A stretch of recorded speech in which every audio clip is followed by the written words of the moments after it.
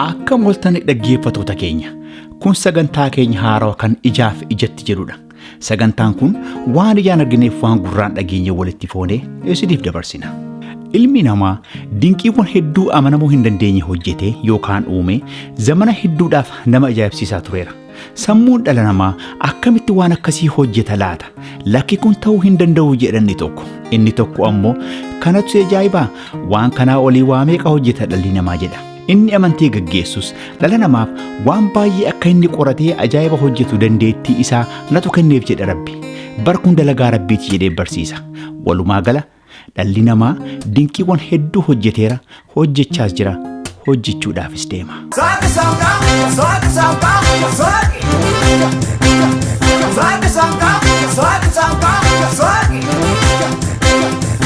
Haa ta'u malee qal'adhullee an obboleessa eebooti akkuma jette milmeen COVID-19 yookiin koronaa vaayirus raammoo shifilaalee yookaan maayikirooskooppiin qofa mul'atu addunyaatti darbee kaleessa hoo waan ajaa'ibaa hedduu hojjenne jettanii dhaadhattu isa kana mee akkam gootu jedhee guddummaa isaa yookiin humna isaa waan agarsiisaa jiru fakkaata. Dhugumatti garuu Rabbi gaarii ta'uu isaa ija ittiin waa ilaallu kiraa, gurra ittiin waa dhageenyu kiraa, miila deemu harka hiixatee waa kutatu, arraba lallabee waa himatu, sammuudhuma dhalli namaa ittiin dhaadhatu kana illee kiraa gaafatee hin beeku.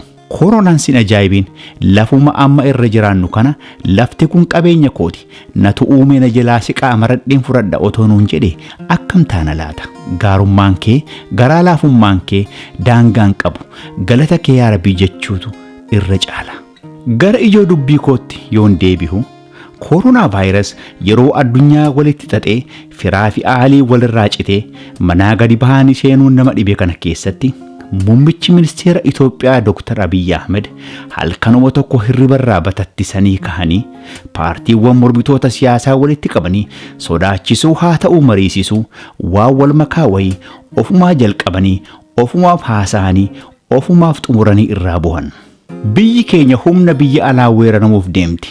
Filannoo as deemaa jiru kana keessatti isin qophii tokkollee hin qabdan. Biyya bulchuufis dandeettii hin qabdan. Kanaaf anumatti dhiisaa jedhan. Mormitoonni kunis walgahiin kun walgahii tasaa waan ta'eef ajandaa mariis maaltu akka deemaa jirus otoo hin galiniif walgahii irrumarraa gargar bahan.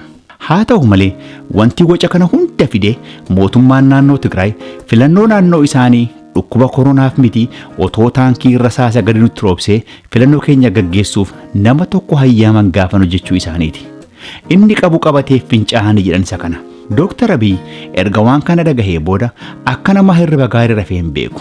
Sababni isaas harka jara kanarraa nyaatee dhugee jara kana jalatti guddatee hammeenyaaf gaarummaa isaanii jabina humna isaaniif guutummaa hidhannoo isaanii waan beekuuf. Hokkora kaasuu ilkaananitti buqqise yoon barbaade namni na dhowwu hin jiru kan jedhe Jawaar Mohammed TV Oromiyaa Miidiyaa Neetwork irratti mootummaan kun fulbaana 30 booda gatii hin qabu. Walii gallee yoo falatti finne malee siyaasaa gaggeessuuf waraana ajajuun hin danda'amu. Hanga filannoon dhugaa ta'utti biyya kana balaarraa baraaruu qabna. Kana ta'uu baannaan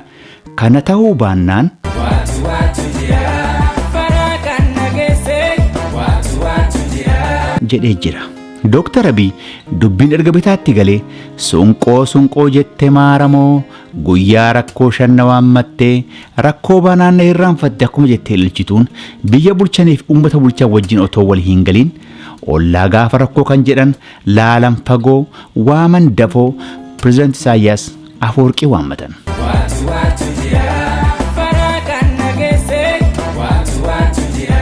Yeroo koronaa vaayirus biyyi biyyirraa citee ollaan akkam walteef akkam bultee wal baqatee yeroo itti saayibni ofii beenu deemnee buna dhugna waliin jechuu lagate kana keessatti Pireezidant Isaayyaas xayyaara kaafatee dhufuun pirezidaantota addunyaa kanarra jiran irraa xayyaara kaafatee balalihuun kan rikoordii cabsiise yoo ta'u hanga dhukkubni kun furmaata argatu maaltu obsa isaan dhabsiise gaaffii ummataati.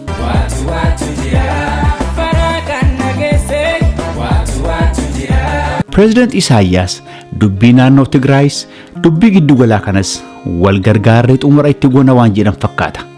erga mari'atanii booda Isaayyaas gaafa biyyatti deebi'an otoo xayyaarri isaanii goommaan dachii asmaraa hin tuqin Dr. Abiy gadi bahanii filannoon amma yeroo dhihootti ta'u hin jiru. Biyyoota faranjii lamaan sadan tokko fakkeenya godhatanii nutis barumsa isaan irraa fudhannee gara fuulduraa akkas goona. Nama dhagahuu dide adaban itti godha. Amma obseera. Kanaan achi